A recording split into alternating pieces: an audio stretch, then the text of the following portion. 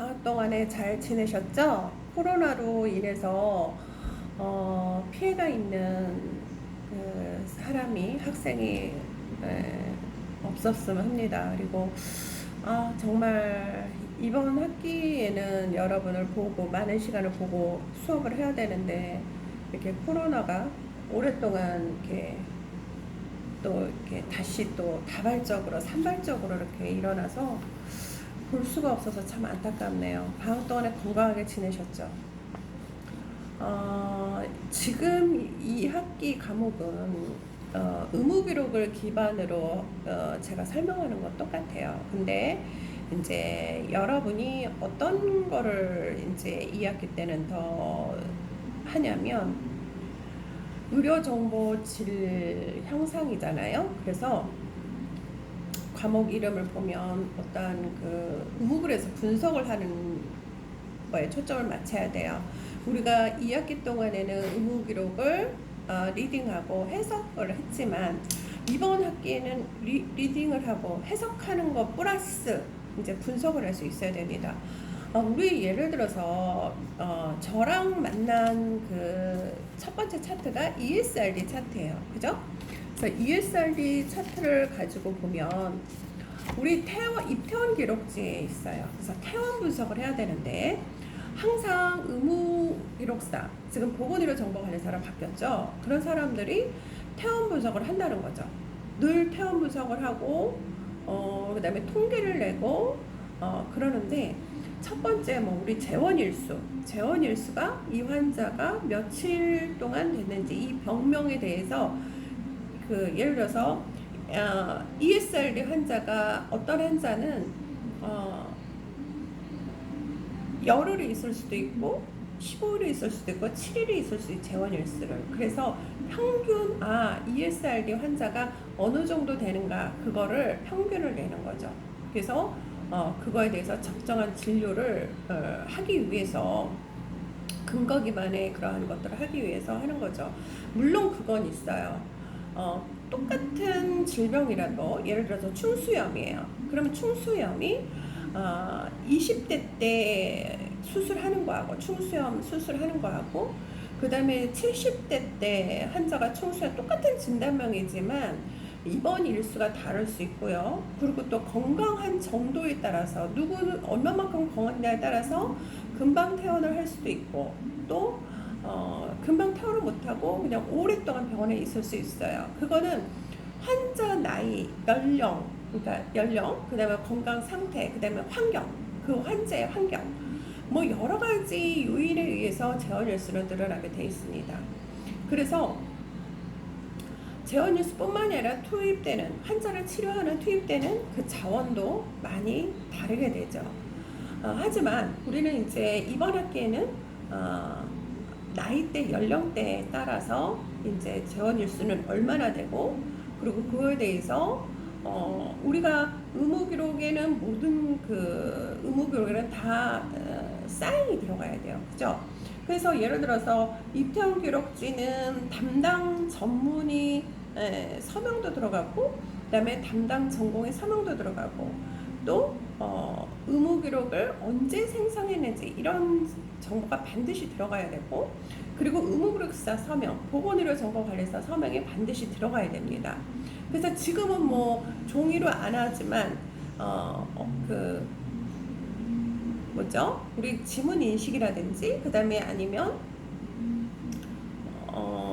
펜으로 이렇게 사인을 하는 그런 시스템이 있죠. 우리 병원에 가서 어떤 동의합니다 했을 때 어떤 진료를 받을 때 환자 동의서를 받고 서명을 하는 거잖아요. 그런 전산 시스템으로 마련을 해서 반드시 이 퇴원 기록지 이런 게 생성이 되면 보건의료 정보관리사가 확인을 하고 다 서명을 해야 되는 거예요. 그리고 이제 완전성을 검토를 해야 돼요. 그리고 이게 이제 우리 의무 기록을 할 때는 적시성이 있습니다. 언제나 24시간 이내에 작성되는 의무 기록지들이 있어요. 그러면 그 시간 내에 작성이 되어야 됩니다. 수술을 했으면 수술 기록지는 수술한 직후 의사가 그거를 작성을 해야 되는 거죠. 그래서 수술 기록지라든지 그 적시에 작성이 돼야지만 다음 그 환자가 다음에 진료를 받거나 다음에 치료를 받을 때 도움이 될 수 있는 거죠. 그래서 적시성이 있고요. 그 다음에 정확성이 있어야 됩니다. 얼마만큼 의학 용어라든지 그런 용어를 정확하게 기록을 했는지. 그 다음에 이제 완전성이라는 게 있는데 그 완전성은 이런 거예요. 입원 기록지에서는 ESRD예요. 근데 또 태원 요약지는 ESRD가 아니라 임신 분만 환자예요. 그리고 수술 기록지에는 위암으로 적혀져 있어요.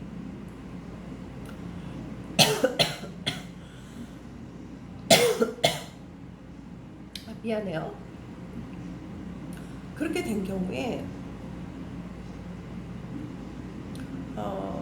그 의무 기록은 쓸모가 없는 쓰레기가 되는 거죠. 그래서 완전성이라는 건 진단명 등 그런 것들이 일관성 있게 협증 기록지라든지 병리학 기록지라든지 뭐 수술 기록지라든지 퇴원 요약지라든지 그런 것들이 완전하게 기록이 됐느냐 그거를 이제 살펴야 되고요. 그리고 우리가 늘 의무 기록을 리딩하고 나서 질병 및 의료 행위를 했어요. 그래서 질병 의료 행위 분류를 정확하게 할 수 있어야 되고요. 그 다음에 수술 처치한 것도 할 수 있어야 됩니다. 그래서 우리가 이번 학기에는 의무 기록의 정확성 및 충실도 얼만큼 충실하게 잘 작성이 됐는지, 그리고 이제 의료기관 인증이라든지 뭐 요즘 대학병원 같은 경우에 의료기관 인증을 많이 받죠. JCI 쪽에서. 그래서 뭐 우리가 의무 기록을 얼마만큼 정확하고 그 충실도 기준이 다 있어요. 인증 기준에도 있고, 그 다음에 의료의질 평가에도 있고, 건강보험 청구할 때도 있고. 그래서 여러분이 의료의질 시간에 이런 것들을 배울 거예요. 저는 이제 그거를 깊이 있게 들어가지는 않을 거예요. 그래서 진단명 및 뭐 정확성, 그 다음에 의무기록, 충실도 향상을 위한 뭐 의료진을 어떻게 교육을 해야 되고, 이게 이제 나중에 여러분이 보건의료 교육사로 취업을 하게 되면 겪을 건데, 결론은 그겁니다. 의무기록의 완전성과 정확성, 그런 것들을 우리 좀 의무기록을 보면서 분석하면서 봐야 된다는 거죠. 그리고 그 마이어가 이런 주장을 합니다. 의료의 구성 요소를 접근성, 그 다음에 질, 그 다음에 지속성, 효율성이 있어야지 양질의 의료가 될 수 있다고 마이어가 주장을 했어요. 그래서 이 사람이 주장한 그 개념에는 양질의 의료 그 자체가 의학적인 개념도 있지만 접근성 및 지속성이라는 그런 의료 전달 체계의 개념이라든지 경제학적 개념이 들어갔다는 거죠. 그래서 예를 들어서 첫 번째 접근성이라는 건 환자가 의료를 필요로 할 때 쉽게 의료를 이용할 수 있어야 된다는 겁니다. 예를 들어서 지리적인 접근성이 있겠죠. 섬에 있는 사람도 의료를 쉽게 이용할 수 있고 서비스를. 그래서 개인이 어떤 치료를 받을지 모르는 반면에 우리가 의료의 전문화로 어느 의사에게 갈지 결정이 참 어렵죠. 그래서 소비자가 필요로 하는 시간과 장소에서 합리적인 가격으로 충분한 양의 서비스를 받을 가능성이 어느 정도인가 그런 겁니다. 그래서 경제적인 접근성도 있어요. 너무 고가면 좀 서민층 같은 경우에 의료 서비스를 접하기 힘들겠죠. 우리나라 같은 경우는 건강보험이 많이 적용이 되면서 이제 그런 게 없는데, 미국 같은 경우는 진료 과목별로 전부 다 이거를 의료보험을 하기 때문에 좀 그 접근성이 좀 떨어지죠. 그래서 사실은 우리 옛날에도 그랬어요. 의료보험이 되기 전에는 정말 병원비가 너무 비싸기 때문에, 그리고 암에 걸렸다 그러면 정말 집안에 고민을 많이 했습니다. 암 치료를 받아야 되는지 말아야 되는지. 왜냐하면 개인적인 비용이 너무 많이 들어가기 때문에. 그래서 의료보험이 되면서 이제 어떻게 됐어요? 의료보험이 되면서 이게 그 의료 서비스를 받을 수 있는 그 가격이 싸졌습니다. 그래서 어떻게 해요? 그냥 뭐 내가 요즘 같은 경우 감기만 걸려도 병원을 가잖아요. 어디 조금만 열상이 나도 라세레이션이 돼도 병원을 가잖아요. 접근성이, 경제적인 접근성이 좋아졌다는 거죠. 그리고 이제 문화적인 접근성이 있어요. 그래서 질병을 위해서 적절한 의사를 찾는 그런 용이성까지 포함된 것이 접근성이라고 할 수가 있습니다. 그다음에 이제 두 번째, 의료의 질이라는 건 의사의 그 전문적인 능력을 얘기를 하는 거예요. 그래서 의사는 그 굉장히 최신의 의학적인 지식과 기술, 그다음에 좋은 품격도 가지고 있어야 되고 도덕적인 면도 가지고 있어야 됩니다. 그래서 각종 연수 교육이라든지 그다음에 학술 잡지라든지 각종 모임 등을 통해서 많은 지식을 공유하고 정보를 접해서 환자한테 서비스를 해야 되는 거죠. 그래서 뭐 이를 위해서 병원 신임위원회, 표준화서, 뭐 조직위원회 등 뭐 작게는 병원 내부에서, 크게는 국가 단위까지 여러 면에서 노력하는 전체를 원하는 거죠. 그다음에 이제 셋째는 의료의 질에, 그 양질의 의료에 영향을 미치는 게 지속성입니다. 이제 우리가 병원에 입원을 해서 그 어느 정도 안개가 되면 집으로 이제 퇴원을 시키죠. 그러면 집에서 퇴원해서 치료를 받을 수 있는 환경이 되는 사람도 있고 되지 않는 사람도 있습니다. 또는 몸의 상태가 될 수도 있고 안 될 수도 있어요. 그래서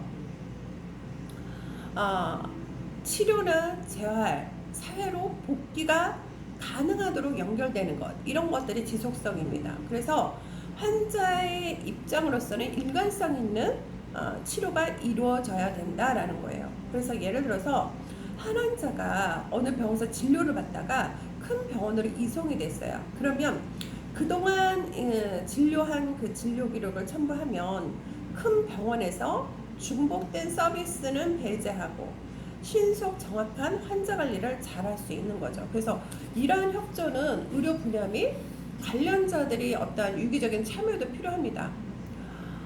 예를 들어서 초등학생이 폐결핵에 걸렸어요. 그럼 담당 의사와 또는 양호 교사가 있죠. 그리고 담임 선생님이 있죠. 보건소 결핵요원 등 각 분야의 그 사람들이 공동 참여함으로써 효과적인 치료가 될 수 있습니다. 그 다음 이제 넷째는 효율성이에요. 효율은 어떠한 서비스나 프로그램 생산비에 대한 관계인데, 건강의 실제적 또는 뭐 예상되는 호전과 이에 대한 비용의 비율로 표현이 되죠. 그래서 효율성은 치료 효과를 높이거나 비용을 줄임으로써 더 나아질 수 있습니다. 그래서 뭐 외래에서 쉽게 치료 가능한 것을 입원을 시킨다든지, 쉽게 조기 진단이나 예방이 가능한 것을 내과적 처치로 뭐 수술 처치를 한다든지, 필요 이상의 고가 장비를 이용한다든지, 뭐 필요 이상의 고가 약품을 사용한다든지, 이런 것들은 안 된다는 거죠. 그래서 이렇게 형평적으로 재원 조달이 이루어져야 되고, 의사한테는 적절한 보상이 있어야지만 효율성이 높아지겠죠. 의사에 대한 적절한 보상은 의료직에 대한 어떤 자부심, 그리고 윤리성을 높이게 되죠. 그래서 우리가 계속해서 이렇게 공부를 해서 환자를 치료해야겠다 그런 자극도 되고요. 그래서 이러한 의사들에 대한 그런 보상도 효율적인 의료에 크게 도움이 되는 거죠. 그래서 효율적인 관리는 기존에 있는 자원을 최대한 활용해서 관리하는 일, 그 다음에 뭐 진료 시간 예약제를 실시해서 의사나 환자의 그 시간도 전략해주고, 그 다음에 효율적인 의료 전달 체계 확립으로 국민의 의료 문제를 해결하는 일, 이런 것들이 모두 다 효율성에 해당하는 겁니다. 그래서 우리가 이렇게 사실은 양질의 의료를 하기 위해서는 많은 것들이 이렇게 네 가지가 요구가 돼요. 그래서 우리가 이제 그 의료의 질 시간은 아니지만 의료 정보 분석 실무기 때문에 우리가 의무기록 실무 이 의무기록 그 내용을 제가 리딩하면서 이제 잠시 멈출다가 우리가 기존에 했던 ESRD에서 어떻게 정확성이라든지 그 다음에 적시성이라든지 완전성을 가져가는 건지 설명을 할 거예요. 그래서 그거를 보시고 이제 여러분들은 제가 의무기록 리딩을 해드리면 완전한지 의무기록이 빠진 게 없는지 누락된 게 없는지 정량 정질 분석을 하셔야 됩니다. 정량은 빠진 거를 체크하는 게 정량 분석이고요. 정질 분석은 아까처럼 입퇴원 기록지는 ESRD고 퇴원 요약지는 뭐 백혈병이고 그 다음에 뭐 수술 기록지는 위암이에요. 그럼 이게 도대체 김정림이라는 환자는 도대체 몇 개의 질병을 가지고 있느냐, 이런 거에 대해서 퀘테이션 마크가 이루어질 수밖에 없죠. 그래서 그러한 의무 기록이 완전하고 정확하고 충실한 거, 이거를 여러분이 따지셔야 됩니다. 그래서 이제 제가 오리엔테이션으로 첫 시간이니까 제가 이렇게 짧게 하고요. 그리고 여러분 진짜 코로나로부터 예방이 되고 그리고 면역력 기르시고 그리고 건강하셔서 이제 우리 그 이번 학기에는 좀 얼굴을 좀 많이 보게 되었으면 좋겠습니다. 그래서 이제 조금 쉬었다가 제가 ESRD 가지고 이거를 진행하도록 하겠습니다.